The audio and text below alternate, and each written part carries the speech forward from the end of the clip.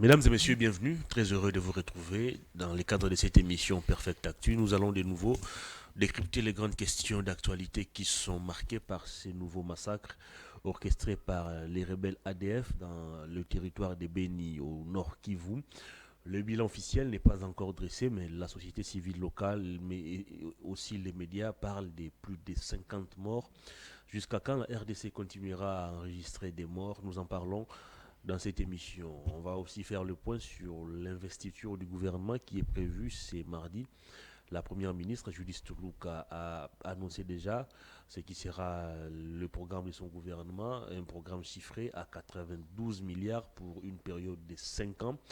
Est-ce des chiffres fantaisistes ou des chiffres qui prennent en compte les différentes réalités de notre pays? On en parle sur ces plateaux avec Eric Chiswaka de l'AFDC. Bienvenue Eric. Merci beaucoup, monsieur Hervé. Bonjour. Comment allez-vous? Très bien, nous sommes en forme.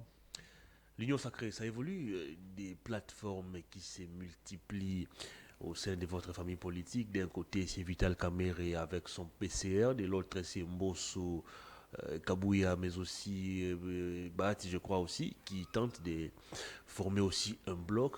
Est-ce qu'à ces jours, on peut encore parler de la sérénité au sein de votre famille politique qui nous donne aujourd'hui l'impression de vivre dans la méfiance totale?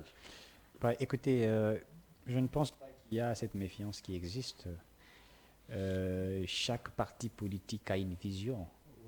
Chaque regroupement politique, euh, chacun, chaque leader a une vision qu'ils mettent en place pour pouvoir être au service de la nation, etc. Donc, l'Union sacrée est une vision prônée par les présidents de la République, constituée des partis politiques, des regroupements. Il y a certains qui ont accepté de créer des blocs au sein de l'Union sacrée pour soutenir le président Tshisekedi. Et donc, on ne peut pas refuser les ambitions des uns des autres, leur manière de faire les choses. Ça ne veut pas dire que ça créerait un problème, une sorte d'un rapport de force. Je ne vois pas, moi, un rapport de force qui serait dans ce sens. Vous allez vous rappeler que sous Joseph Kabila, à l'époque, nous avons assisté aussi à des blocs dans la famille politique FCC, des partis politiques qui étaient constitués, ça je vous rappelle d'ailleurs, lorsque l'AFDC fut au sein du FCC, nous nous rappelons à certains que nous étions une force politique. Et donc, le PPRD, comme parti politique, lui aussi s'est positionné d'une manière ou d'une autre pour démontrer à suffisance que c'était une force politique. Mais tous les partis politiques étaient dans la vision du président de l'époque. Donc, cela ne peut pas bloquer. Et je crois que ce n'est pas une sorte d'une méfiance. Tous, nous soutenons le chef de l'État. Et il faut le dire aussi au sein de l'Assemblée nationale. Il y a des commissions qui sont mises en place, dont certains aussi ont essayé de mettre en place une sorte de stratégie politique dans certaines des commissions pour voir comment booster la République, comment accompagner les chefs d'État. Donc il n'y a pas Très la bien. méfiance. Tous, le présidium, les cadres de l'Union sacrée sont avec les chefs de l'État. Très bien. La RDC est de nouveau endeuillée. Nous avons perdu plus de 50 compatriotes victimes d'une attaque rebelle de cette milice qu'on appelle ADF Nalou. Le bilan officiel n'est pas encore dressé, mais est-ce que à Kinshasa, nous donnons l'impression d'un pays qui est réellement endeuillé. Pendant que nos compatriotes sont en train de mourir à l'Est, ici dans l'Union sacrée, vous vous battez encore pour le partage des postes, vous vous battez encore pour des portefeuilles de l'État. Est-ce que le monde, est-ce que la communauté internationale, est-ce que nous-mêmes nous prenons au sérieux cette agression? Je pense que si les gouvernements, bon, c'est vrai que nous avons un gouvernement qui sort déjà et un autre qui entre, certains expédient les affaires courantes, il faut le dire. Je crois fermement que nous avons des acteurs politiques qui sont déterminés à trouver des solutions aux problèmes de l'insécurité dans la partie est de la République. Je l'ai toujours évoqué qu'à l'est de la République, nous sommes dans une guerre des rapports de force. Il est vrai qu'aujourd'hui, les médias, c'est que je ne suis pas totalement d'accord avec les médias au niveau de la République. Nous parlons beaucoup plus lorsque nous subissons des ripostes venant des ADF, M23, Je etc. vous rappelle qu'il y a un communiqué du César qui nous interdit même de traiter cette question de la Voilà, sécurité, malheureusement. non, mais puisque certains médias traite ces informations pas de la très bonne manière. Il y a plus de politique que faire des analyses du côté dans un sens du Il revient aussi ça patriotisme. de sanctionner ces médias plutôt que d'interdire à tous les médias de traiter la Tout à fait. question. Je crois que peut-être c'est ça qu'on a fait pour essayer de créer une sorte de sécuriser la population, et d'éviter qu'il y ait des frustrations, etc. Dans ce sens-là, je ne suis pas juste ça, mais je crois peut-être l'esprit était celui-là. Écoutez, il faut le dire ici, lorsque nous sommes en guerre, il y a aussi le côté dont nous sommes en train de vaincre, de gagner la bataille, etc. Il faille aussi que ces informations soient mises à la place publique. Mais nous avons tendance à toujours montrer on a bombardé la population, lorsqu'on a tué la population, nous sommes toujours censés à dire voilà des Congolais qui sont morts, etc. Mais je crois que ceux qui sont tombés sont nos frères. Nous sommes dans une guerre, dans un rapport de force. De l'autre côté, les gouvernements et les chefs de l'État mettent des stratégies en place. Il faut rappeler que c'est une guerre et c'est un rapport de force. Et moi, je l'ai toujours dit, il faudrait que nous puissions éviter, comment nous allons dire, comment expliquer ça, que nous puissions mettre de côté le fait de pouvoir nous plaindre à chaque moment lorsque nous sommes agressés, mais que nous puissions poser des actes. C'est très capital et important. Lorsqu'on tue chez nous, nous devrions aussi riposter, répliquer, pour montrer que c'est un rapport de force qui est mis Où en en place. sommes-nous avec la riposte annoncée par le VPM sortant ici de l'intérieur, Peter Kazadi, Mais lorsqu'une bombe avait été larguée dans une école à Goma, je pense. oui, la riposte ne sera pas seulement ce qui avait été fait par nos adversaires. Il y a beaucoup de stratégies de riposte. Ça peut être cette riposte d'une manière diplomatique. Ah, Je vais on vous vous rappeler, attaque sur le plan militaire, évidemment, on occasionne des morts dans non, votre mais pays et vous puisque- allez répondre non, par des canaux j'ai dit diplomatiques. J'ai dit ça peut être. Ça veut dire on peut soit le faire avec les armes, soit on peut passer par d'autres voies. Donc ce sont des ripostes. Kazadi ne vous dira pas que voilà, ils nous ont attaqués, on a perdu 10, 15 personnes, nous allons aussi en faire. Il ne le dira pas. Mais peut-être qu'il y a des choses qui sont préparées dont la population ne sait pas, où on peut voir ce qui pourra être fait. Vous allez vous rappeler que lors de la dernière réunion de l'EAC, si vous vous rappelez, le chef de l'État s'est retiré de cette réunion. Ça fait aussi peut-être partie d'autres stratégies pour démontrer à suffisance. Je ne suis pas d'accord avec ce qui s'est fait, puisque nous sommes nous avons déjà initié deux voies. Vous savez, c'est la voie de la diplomatie qui est une voie importante, même en relations internationales. Ça permet aux États d'échanger, de discuter, de trouver des solutions, de mettre des pistes de solutions pour résoudre des problèmes, des conflits, tout ce que vous savez. Il y a la voie militaire, et la voie qui impose sa force. Mais vous savez, nous avons un problème dans ces pays, et nous l'avons toujours dit, un problème, c'est vrai que certains nous diront, vous ne faites que rappeler l'infiltration, l'occupation et toutes ces choses. Mais l'infiltration, je les prends dans deux volets. Il y a certainement l'armée congolaise, la police et les services de sécurité qui sont infiltrés, mais il y a aussi les Congolais qui participent dans cette infiltration, dans ces complots d'insécurité, de créer la terreur à la population congolaise. Et il faudrait maintenant y travailler. C'est vrai que le gouvernement travaille par rapport à cela. Certains Congolais qui sont utilisés par les ennemis du peuple pour créer ces voies-là. Et donc, il faut, au niveau interne, que nous puissions trouver des voies dont, vous savez, aujourd'hui, avec ce qui avait été fait, la levée du moratoire des peines de mort, c'était aussi une manière de dire à ces Congolais, faites attention, dès qu'on vous attrape dans cette voie-là, écoutez, voilà la voie, voilà les sanctions que vous devriez subir. C'était, au fait, une sorte de pression. Vous savez, au niveau de la communauté internationale, certains n'ont pas apprécié. J'ai vu les États-Unis, la France et les autres nations, ils n'étaient pas d'accord dans ce sens-là, puisqu'ils savent comment ils sont en train de créer de l'insécurité en RDC à cause des potentialités que nous avons, des richesses que nous avons. Et donc, je crois que le gouvernement travaille d'arrache-pied. Il faut un travail de titan, un travail énorme. Et je l'ai toujours dit, le Rwanda n'a pas la capacité, la force. Et je le répète, si le Rwandais nous suit ou la République du Rwanda nous suivent, ils savent qu'ils n'ont pas la capacité de faire la guerre avec la République démocratique du Congo.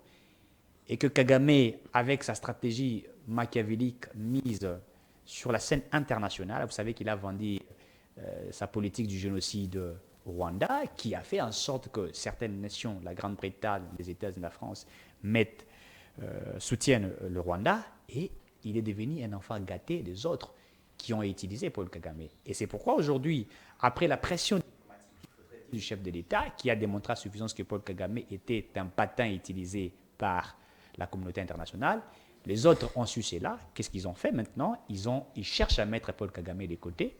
Vous avez suivi récemment le président du Kenya, qui aujourd'hui commence à être entretenu pour devenir un Paul Kagame bis, puisque la politique mise en place par Tshisekedi a exposé Kagame. Il faudrait maintenant utiliser un Kagame bus, qu'on ne parle plus du Rwanda, mais qu'on parle du Kenya. Ils sont en train de préparer cette stratégie qui est mise en place. Nous les connaissons, nous savons ce qui est fait.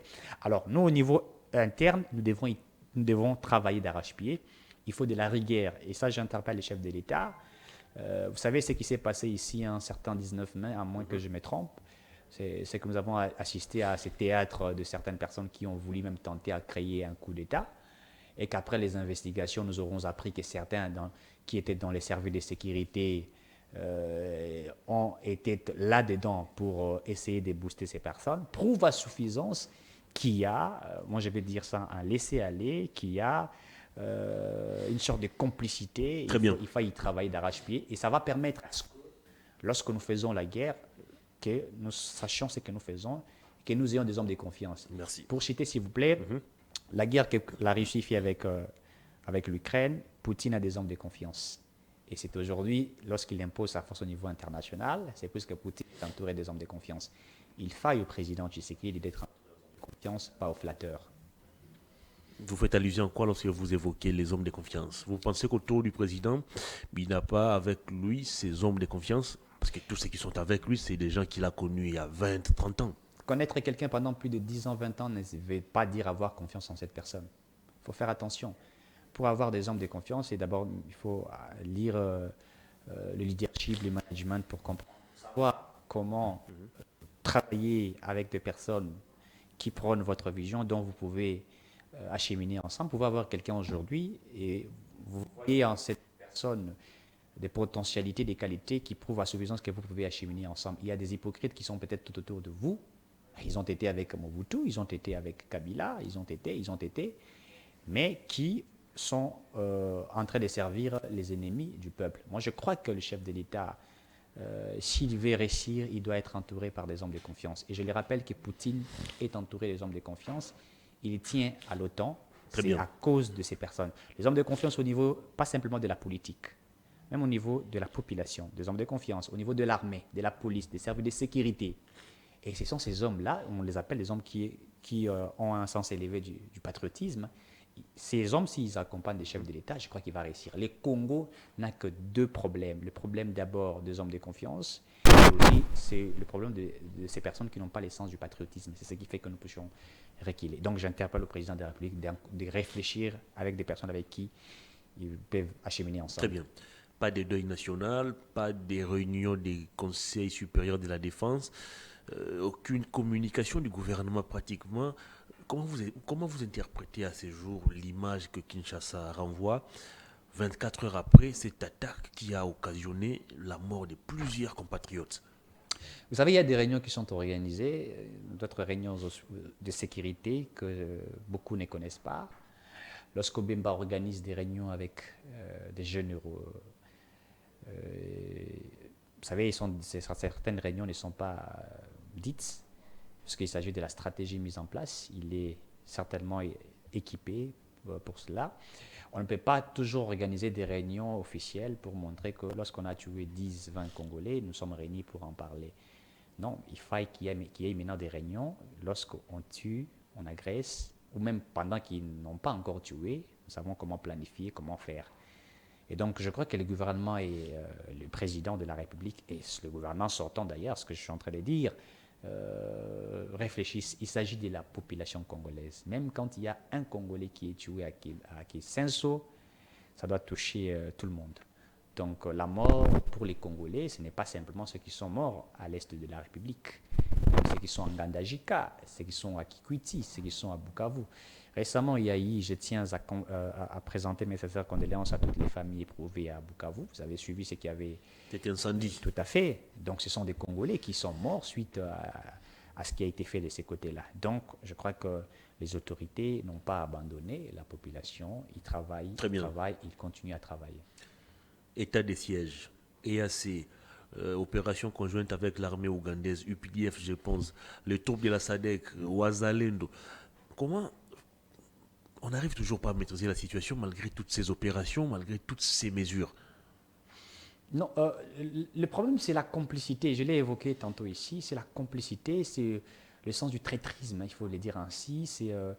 En fait, il y a des choses qui ne sont pas vraiment dites de la très bonne manière. Il y a des gens qui ne sont pas sérieux avec la RDC. Il y a des gens qui veulent maintenir la République démocratique du Congo dans une instabilité éternelle, s'il faut le dire. Il faille que l'on puisse continuer à exploiter les ressources de notre pays, pas en respectant les principes qui sont établis. Nous sommes un État souverain. Et ça, la communauté internationale devrait en principe comprendre que nous sommes un État souverain. Nous pouvons collaborer, une collaboration qui peut permettre à ce que nos pays avancent, mais pas pour étouffer l'épanouissement, le développement des nations de l'Afrique. En fait, ce que nos voisins ne comprennent pas, c'est que quand Kagame joue à la politique de la communauté internationale, de l'Europe et des autres, ils détruisent l'Afrique en réalité. Puisque si la République démocratique du Congo aujourd'hui est développée et devenue un pays puissant en Afrique, ces pays permettraient à d'autres pays d'imbiber, s'il faudrait dire, la politique congolaise, la manière dont la RDC a mis en place sa politique de développement. Et on peut collaborer ensemble, faire deux voies ensemble, avoir peut-être créer une sorte de monnaie ensemble. D'ailleurs, c'était même ça la logique à l'époque de Kadhafi, c'était le développement de l'Afrique. Le Kadhafi ne pensait pas qu'à la Libye. Et ce sont les Libyens qui n'ont pas compris la vision qui était prônée par Kadhafi. Et si nos pays africains, ici, le Congo-Brazzaville, le Cameroun, les autres nations, le Rwanda, le Kenya et les autres nations comprennent que l'Europe, les États-Unis, l'Amérique en général, veulent à tout prix coloniser éternellement l'Afrique, eh bien, je crois que ça serait trop tard pour que nous puissions avancer. Ils doivent comprendre qu'il faille que nous puissions travailler comme des frères. Et c'était ça même la vision du président. Lorsqu'il est devenu président, il s'est dit, je dois sillonner, visiter tous les 9 pays voisins, démontrer l'importance de collaborer. Il n'est pas interdit, n'est-ce pas, au Congo-Brazzaville, de collaborer avec la RDC dans l'exploitation des minéraux, par exemple, dans la création de routes, par exemple, dans ce qu'on appelle dans l'énergie, dans l'enseignement, etc. Ça peut permettre au pays d'avancer. Mais lorsque il faille que les États-Unis, la France imposent leur manière de faire, tout en disant, écoutez, nous allons développer votre nation, allez-y, nous allons vous appuyer à créer de l'insécurité, ça ne va pas faire avancer votre nation, ça ne va pas faire avancer l'Afrique. Je crois qu'il faut que nous puissions comprendre cela. L'essence du traîtrisme, c'est ce qui détruit l'Afrique à pouvoir se développer. Il y a certains présidents africains qui ont compris, je crois du Burkina Faso, je crois du Gabon, etc., qui ont compris et qui commencent à comprendre et ils commencent à collaborer avec certaines nations qui peuvent permettre à leur pays de pouvoir avancer. Moi, je crois que tout ce qui s'est fait là, c'est un théâtre qui est organisé par certains, peut-être même par certains présidents de l'EAC, ceux qui sont au sein là. Est-ce que ces présidents ne profitent-ils pas aussi de la naïveté de la RDC? Parce que dans leur message, ils étaient clairs que nos troupes qui sont envoyées au Congo, ils ne vont pas pour se battre. Non, mais la logique... C'était pour observer la zone tampon. Non. Écoutez, le principe qui était établi, ce n'était pas d'abord observer cette zone tampon. Ce n'était pas les principes qui avaient été établis. C'était venir en appui à nos forces armées. C'est-à-dire être aux côtés. Parce que force tampon, etc., nous avons la MONUSCO dans ce pays. Nous avons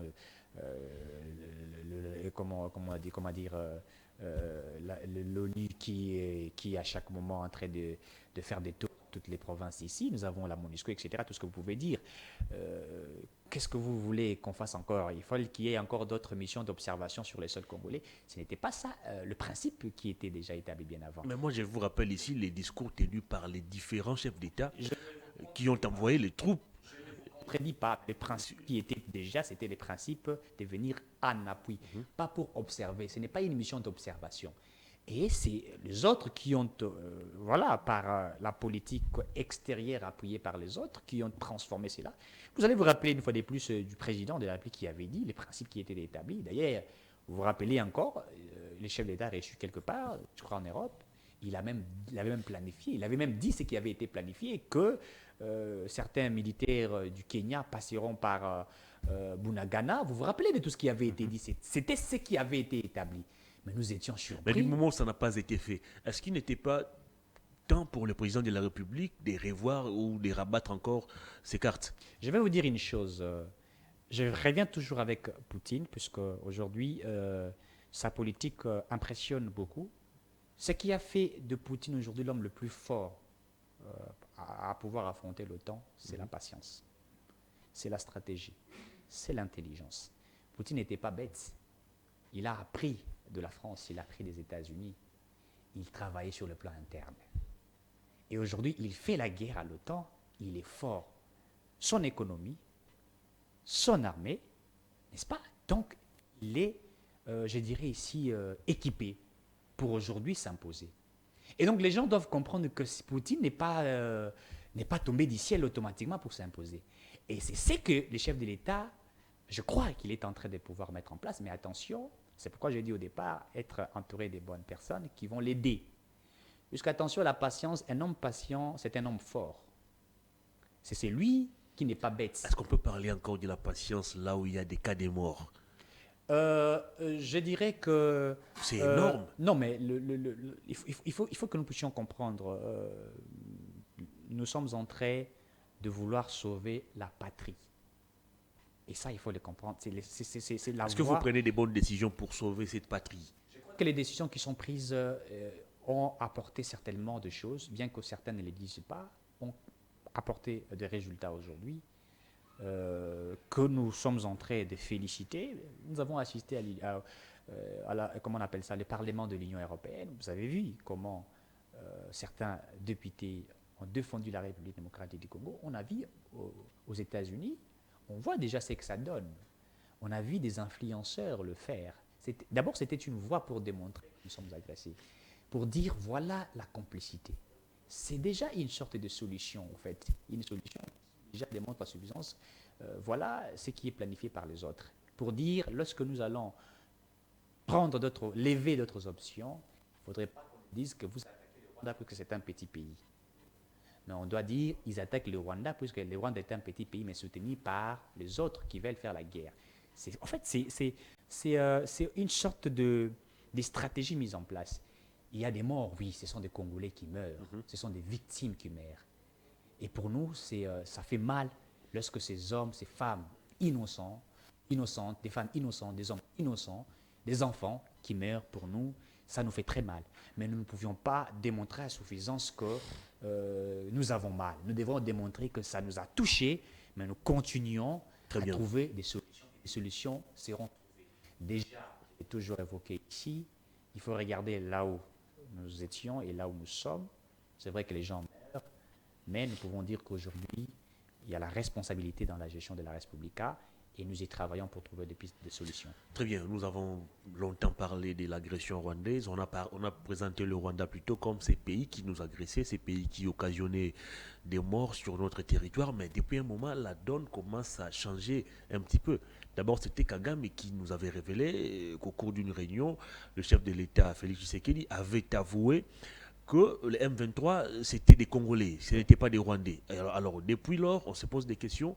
À quel moment ce problème est devenu rwandais? William Ruto, président d'exercice de l'EAC, je pense, nous dit aussi la même chose, que Félix Tshisekedi avait avoué que les M23, c'était des Congolais. Alors, pourquoi nous devons continuer à ce jour de parler encore du Rwanda, alors que ce sont des Congolais eux-mêmes qui ont décidé de prendre les armes contre leur pays? Le cas de Corneille Nangaa. Non, écoutez, mettez Corneille Nangaa de côté, ça c'est du théâtre, c'est ce qu'on attend par les dindons de la farce. Mais je vais expliquer ça, je vais éclaircir certaines personnes. Ce que le président aurait dit, le M23 est constitué aussi de nos compatriotes congolais. Ça, c'est une véracité, c'est une vérité. Il y a de nos compatriotes qui sont dans la complicité. Ici, il faut souligner, il s'agit de la complicité des Congolais. Mais la stratégie mise en place, la politique de la sécurité qui a été mise en place, ce n'est pas une politique congolaise. Je ne sais pas si les gens comprennent. La complicité des Congolais de faire partir, n'est-ce pas, de cette politique qui a été mise par Paul Kagame. Je vais encore aller un peu plus loin. L'entrée de Moussa Laurent Désiré Kabila pour devenir président de la République était la politique extérieure mise en place, matérialisée par un fils du pays. Est-ce que vous comprenez ce que cela signifie? Donc, il a fallu utiliser un fils du pays, Moussa Laurent Désiré Kabila. Voilà, on fait de toi président de la RDC, pas pour que tu sois président du Congolais, mais que tu sois c'est Patin qui sera simplement là, dont tu seras obligé à faire exactement ce que nous dirons. Et c'est cette même politique mise par Paul Kagame, par la politique extérieure du Rwanda, extérieure, la politique internationale, la politique de Paul Kagame. C'est-à-dire la stratégie militaire, l'insécurité, etc., planifiée. Et qu'est-ce qu'il faudrait faire? Il faudrait maintenant voir qui sera comme un pont qui permettrait à ce que nous puissions appliquer notre politique. Utilisons les Congolais et même créons des conflits, des ethnies, des secteurs, etc. Évidemment, pour créer cela, ça va nous permettre de continuer. Puisque lorsqu'il y a des conflits entre des Congolais entre eux, eh bien, ils peuvent pratiquer leur politique d'exploitation. Donc, c'était ça le dit du président. Alors, comme dans la rhétorique machiavélique de nos adversaires et de ceux qui sont complices, ils ont voulu mettre à la place publique pour dire, écoutez, voilà ce que le président Tshisekedi a dit, c'est un conflit entre les Congolais. Oui, c'est pas simplement un conflit entre les Congolais, c'est une complicité créée par certains Congolais, mais la politique stratégique machiavélique est de l'extérieur. Et ça, il faille à la population congolaise de comprendre cela et d'y travailler d'arrache-pied. Allez, on va parler politique. Investiture du gouvernement, prévu c'est mardi 11 juin, après pratiquement deux semaines pratiquement après sa publication. Un budget ou un programme chiffré à 92 milliards sur 5 ans. La grande question que les Congolais se posent, ces programmes, ces chiffres avancés, est-ce que c'est des chiffres fantaisistes ou c'est des chiffres qui prennent réellement compte ou qui prennent en compte les réalités des Congolais? Vous savez, il faut toujours oser lorsqu'on veut avancer. Et c'est très capital, c'est très important. Je crois qu'il a le budget qui a été présenté par Madame la Première ministre, qui d'ailleurs va défendre son programme au gouvernement, corrobore avec le promesse du président. Vous vous rappellerez, en 2018, la campagne électorale, le projet des sociétés, il avait promis en 10 ans de mettre en place un budget de plus de 80 milliards de dollars. Chaque année, il fallait mobiliser, je crois au-delà de peut-être de 4 milliards ou 5 milliards pour atteindre ces chiffres qui a été présenté aujourd'hui qui sera présenté par Madame la Première ministre. Et donc, je crois que ça avance. Maintenant, le problème ici, c'est l'applicabilité aujourd'hui. Comment faire pour mobiliser l'argent pour qu'exactement ça soit ce qui a été promis. Et là, c'est maintenant un travail qui doit être fait. La rigueur, la transparence, les sanctions. Et ce n'est pas en fait, ce n'est pas de la magie. C'est simplement s'il y a de la rigueur, la volonté. Les députés nationaux, il faudrait dire ici, puisque certains ne savent pas que l'Assemblée nationale, les députés sont aussi parmi ceux-là qui sont censés faire les contrôles. Exact. Les contrôles n'est pas simplement de l'inspection générale de finances, puisqu'aujourd'hui nous avons, c'est vrai, Jules Lingueté et les autres ont fait un travail énorme et continuent à les faire. Mais les contrôles, c'est l'inspection générale des finances, c'est la Cour des comptes et aussi l'Assemblée nationale. Heureusement pour cette fois, Vital Kamerhe nous a promis un contrôle parlementaire plus rigoureux qu'auparavant. Écoutez, Vital Kamerhe est un acteur politique. Je crois que ces discours ne peuvent pas être que des discours politiques. Je pense que ça doit être un discours pragmatique, un discours qui permettra à ce que les choses avancent.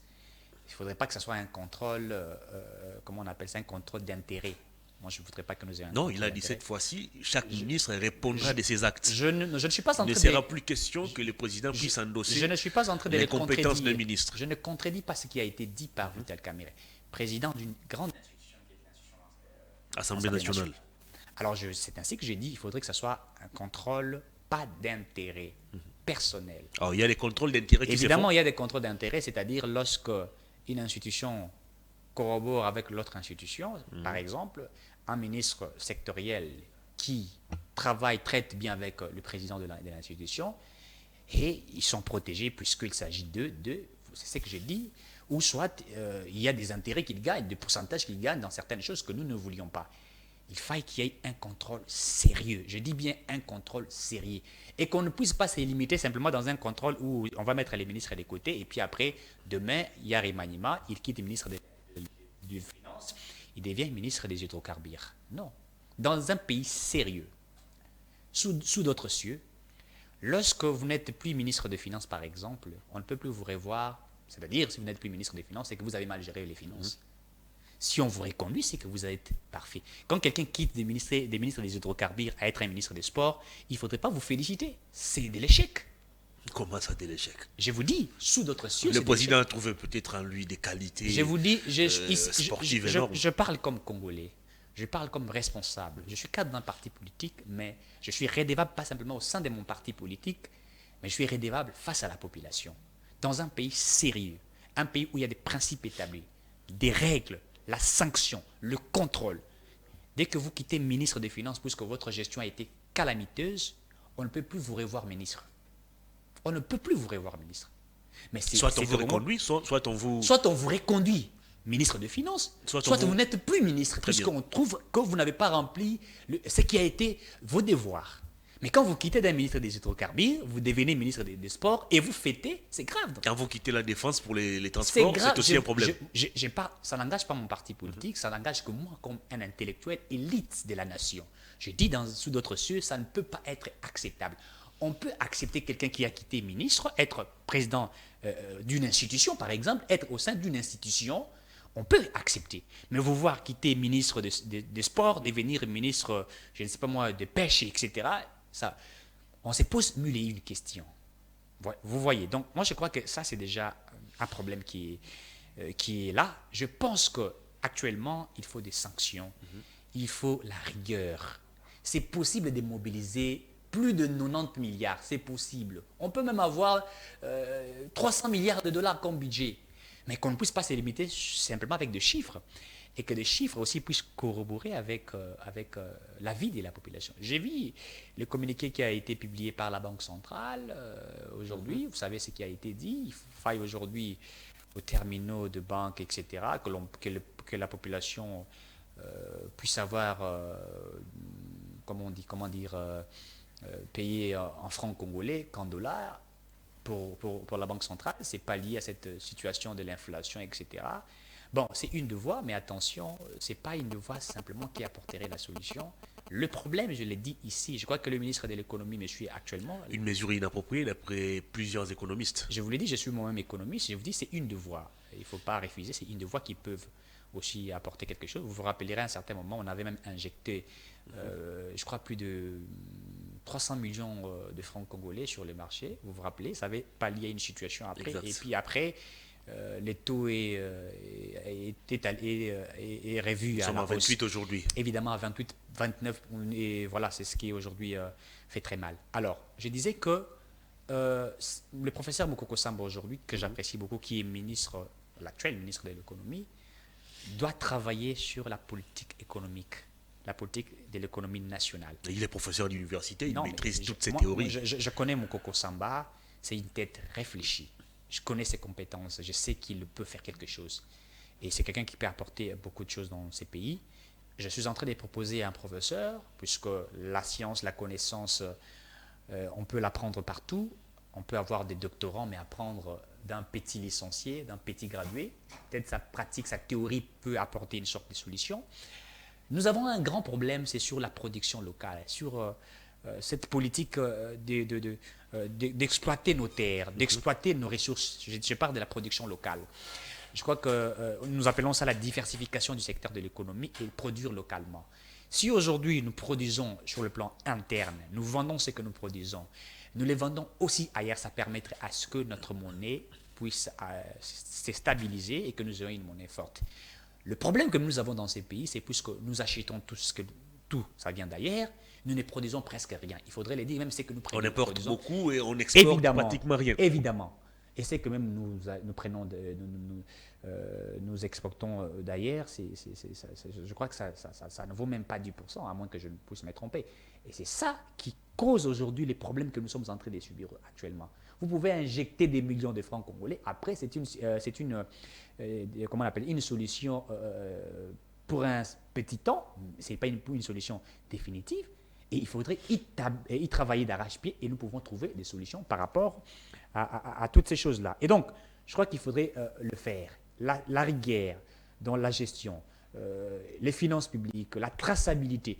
Si nous travaillons d'arrache-pied et qu'il y a réellement des sanctions, je crois que les solutions seront trouvées. Allez-y dans certaines entreprises, vous trouverez comment certains jouent avec l'argent de l'État. Vous trouverez comment certains directeurs des entreprises font n'importe quoi. Allez-y dans certains ministères, vous verrez des projets qui n'aboutissent pas, de l'argent qui a été détourné, la surfacturation. On a assisté un jour, je dirais, on a assisté à ce qui l'IGF a dénoncé. Je parlerai ici du ministre des Finances et de certains. Il n'y a pas que Nicolas Kazali qui a été cité, dont je crois que la justice ferait son travail. Je ne dis pas, moi ici, je ne confirme pas qu'il l'aurait ou qu'il a détourné. Je dis qu'il a été cité. Et donc, il y a beaucoup de ces Congolais qui ont été cités, mais le dossier est vide.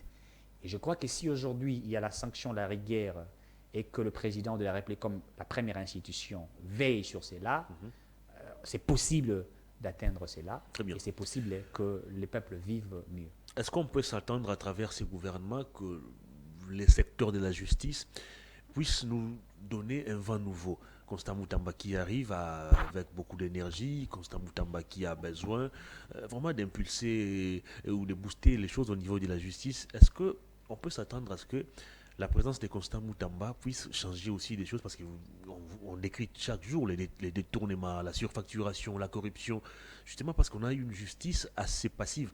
Est-ce qu'on peut s'attendre à ce que Constant Moutamba puisse donner un coup de pouce à notre justice?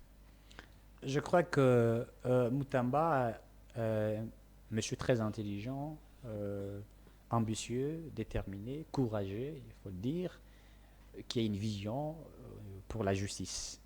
Mais Moutamba ne peut pas réussir seul. On ne peut pas attendre de la magie venant de Moutamba. C'est une chaîne. Qui doit l'appuyer? La première institution, les cours et tribunaux. Et le ministre de la Justice, il n'instruit pas, comment dirais-je, il n'est pas là pour juger ce qui s'est fait au fait. Il est là lorsqu'il y a des dossiers, il demande à la justice de faire son travail. Il demande aux magistrats, aux avocats de faire leur travail. Il se limite là. Il n'est pas dans l'instruction, voir ce qui s'est fait, etc. Il se limite à ce qu'on dit, Tshisekedi, Eric a détourné l'argent de l'État. Eh bien, Moutamba, comme ministre de la Justice, doit se rassurer que M. Tshisekedi se présente devant la justice et qu'on les juge. Mais ce qui s'est fait à l'interne, ça ne l'engage pas. C'est pourquoi on parle qu'il y a ce principe de séparation. Donc c'est le président qui doit impulser. C'est lui qui doit mener des réformes courageuses. C'est le président, c'est l'institution président. Il doit renforcer la justice aussi, c'est-à-dire mettre des moyens, des mécanismes permettant à M. Constant Moutamba de réussir. Vous savez, il y a beaucoup de ces ministres qui ne réussissent pas. Ils ont la vision, ils ont de l'énergie. Ils n'ont pas les moyens de leur politique. Ils n'ont pas les moyens de leur politique. C'est ça un problème dans ces pays. Ils n'ont pas les moyens de leur politique. Ils sont bloqués. Lui-même a la passion d'avancer, mais il est bloqué. Mais qu'est-ce qui pourrait justifier une telle situation? Vous nommez quelqu'un sans lui confier tous les moyens pour mener sa politique. Le cas de l'IGF par exemple. Ouais. L'IGF qui mène des investigations, l'IGF qui dépose ses différents rapports au parquet, mais après il n'y a plus de suite. Est-ce parce que l'IGF ne travaille pas bien? Est-ce parce que l'IGF mène ou dépose des rapports bâclés? Ou simplement parce que la justice ne trouve pas intéressant les différents rapports menés ou les enquêtes menées par l'inspection générale des finances? Vous savez, à un certain moment, je me rappelle ici, il y avait un ministre de la Justice, Joseph Kabila, qui aurait proposé que l'on puisse revoir au niveau de la justice, que le ministre de la Justice fasse partie de l'instruction de tout ce qui s'est créé au niveau de la justice. Nous avons dit que c'était pour voilà, stigmatiser cet appareil. Je crois qu'en France, c'était à un certain moment comme ça, et puis ça avait créé des problèmes. C'est plus qu'on n'a pas confiance, et ça pose beaucoup de problèmes. Mais je crois qu'il faut beaucoup de réformes. C'est aux députés nationaux de réfléchir. Et c'est vrai que des fois, nous parlons même de la Constitution. Il y a aussi beaucoup de choses. Je vais encore me répéter. Moi, je suis parmi ces personnes qui ne demandent pas la, Le changement de la le Constitution. changement de la Constitution. Ça n'engage que moi. Mais je parle beaucoup plus Donc, de l'applicabilité des... ou modifier certains articles Très bien. qui permettront que nous puissions avancer. Il ne faudrait pas jeter tout ce travail qui a été fait par des intellectuels pour dire que c'est une constitution belgérante, etc., etc. Toutes les constitutions partout au monde, il y a toujours... L'œuvre humaine, de toutes les façons, n'a évidemment, jamais été lorsque vous parfaite. lisez la constitution française avec la constitution de certaines nations, vous trouverez qu'il y a des choses qui corroborent. Nous regardons ce que les autres font. Est-ce que l'ère politique là a permis à l'ère nation d'avancer? On peut aussi appliquer pour voir si ça peut marcher. On peut aussi créer, même, c'est normal, il faut simplement modifier certains articles qui aujourd'hui mettent à mal la population congolaise, la nation. Je parlerai des nationalités congolaises, parce que moi je voudrais qu'on puisse revoir cela. Je parlerai de l'article 70 de la Constitution. Le président reste en fonction jusqu'à l'installation effective du nouveau président. Au cas où il n'y a pas les élections, qu'est-ce qu'il y a? Il faut que nous puissions revoir cela. Il y a des articles qu'on peut revoir par rapport à cela et donner ça le pouvoir et puis une position avancée. Notamment aussi la question sur le mandat du président. Comme moi, Éric Kissoga, j'ai toujours dit, un président en République démocratique ou avec la grandeur de notre pays, avoir juste, comment dirais-je, avoir organisé des élections 2 fois, eh bien écoutez, c'est beaucoup d'argent qui est demandé. Après 5 ans, vous organisez, vous dépensez plus de 1 milliard ou 2 milliards de dollars, et avec chaque jour, il y a augmentation de la population, etc. C'est beaucoup. Si aujourd'hui, nous avons organisé avec 1 milliard quelque chose, demain, on peut organiser avec des milliards de dollars. Et donc, si on peut mettre un mandat simplement, peut-être 7 ans, 8 ans ou 10 ans, ça dépend de ce qui sera mis en place, ça permettrait à un président qui est là de travailler. Mais lorsqu'il ne travaille pas, la Constitution doit nous permettre qu'il y ait des mécanismes pouvant permettre à ce qu'on peut retirer les mandats d'un président incompétent. Donc, c'est possible de travailler. Et c'est ça, il faille aux députés nationaux de réfléchir, donner le manœuvre à la population, donner des manœuvres à d'autres institutions, donner aussi la force aux cours et tribunaux, de permettre à ce que l'on peut voilà, faire certaines choses qui peuvent avancer la nation. Ce sont des choses qu'il faut que les députés réfléchissent. Je crois que Caméré, qui est président, doit réfléchir par rapport à ça, et d'autres députés nationaux qui sont au Parlement réfléchissent par rapport à ça.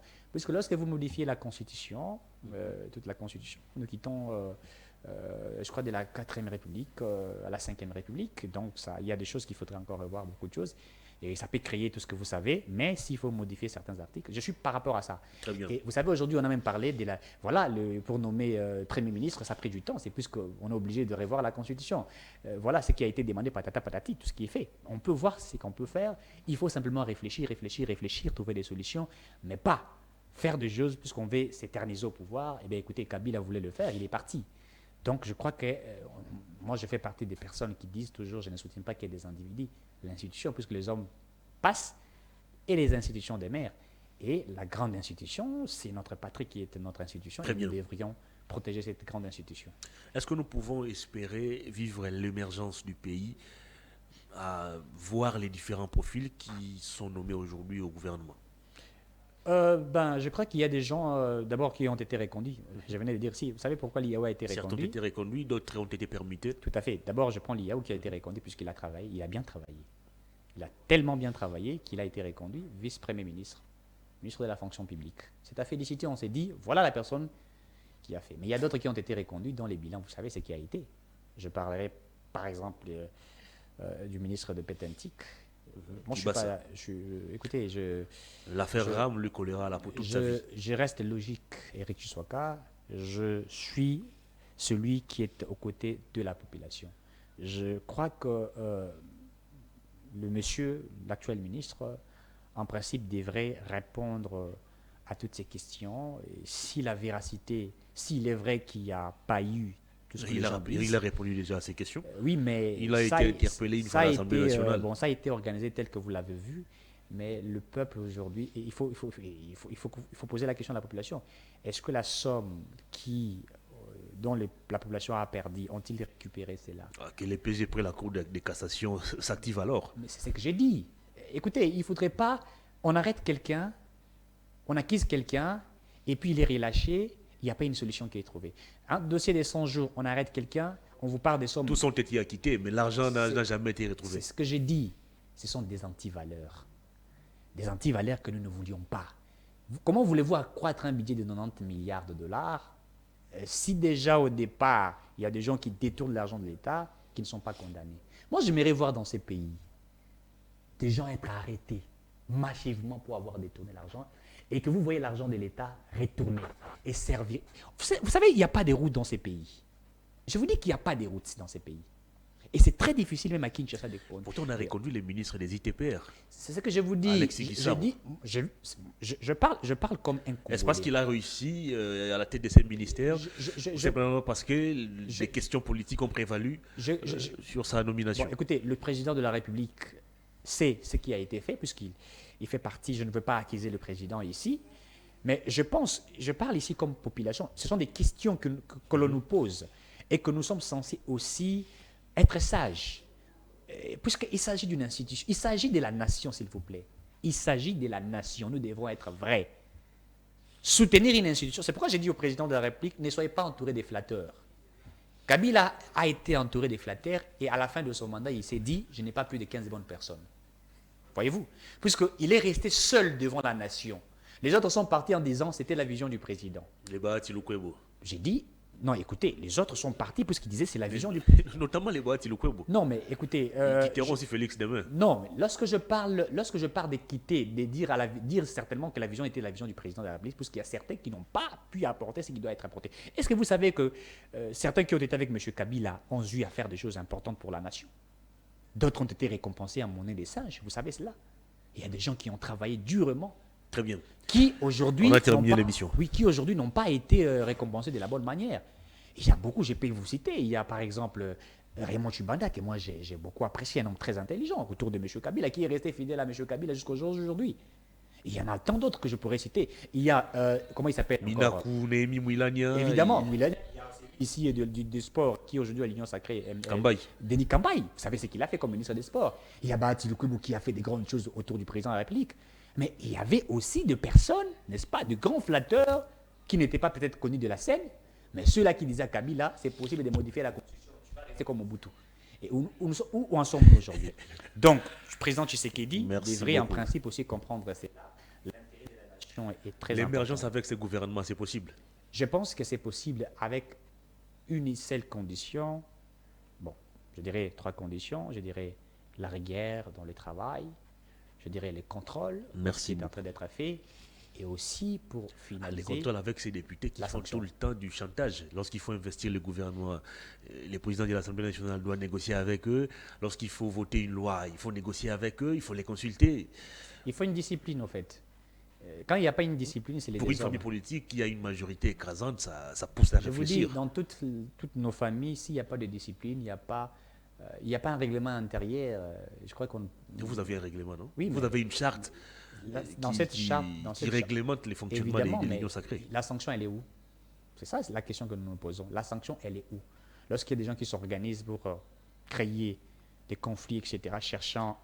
Bon, ils sont déjà députés nationaux. Non, mais il faut qu'il y ait des sanctions. On ne peut pas avancer sans sanctions. Ils sont aussi bénéficiaires de cet arrêt de la Cour constitutionnelle. Donc, ils peuvent quitter leur parti en plein mandat, en pleine législature, sans perdre leur mandat. C'est ce que je vous dis. Malheureusement. C'est pourquoi, si nous voulons donc, vous avancer, allez subir ces chantages de temps en temps. Si nos députés veulent voir notre nation avancer, je crois qu'ils doivent travailler d'arrache-pied. Merci en fait, beaucoup. nous n'avons que la RDC. Je vais vous dire une chose, ça peut choquer les gens aujourd'hui. Pour terminer, le Rwanda exploite nos minéraux stratégiquement, politiquement, il faudrait le dire. Et ce qu'ils exploitent, ça n'a même pas atteint les 30% de ce que nous avons comme potentialité et richesse. Mais avec ces 30%-là, ou le moins des 30%, ils construisent chez eux. Il y a des routes, des très belles routes là-bas. Voyez-vous? Alors, le 80% ou les 70%, même les 50% que nous en avions, que faisons-nous avec cela? Ça doit nous interpeller. Merci beaucoup Eric Tshiswaka pour votre disponibilité. Merci. Ça en est fini, mesdames et messieurs. Grand merci à vous d'avoir suivi cette émission. Merci également à toute l'équipe technique. Je vous retrouve très prochainement avec le même plaisir. Au revoir. Bonne suite des programmes sur nos antennes.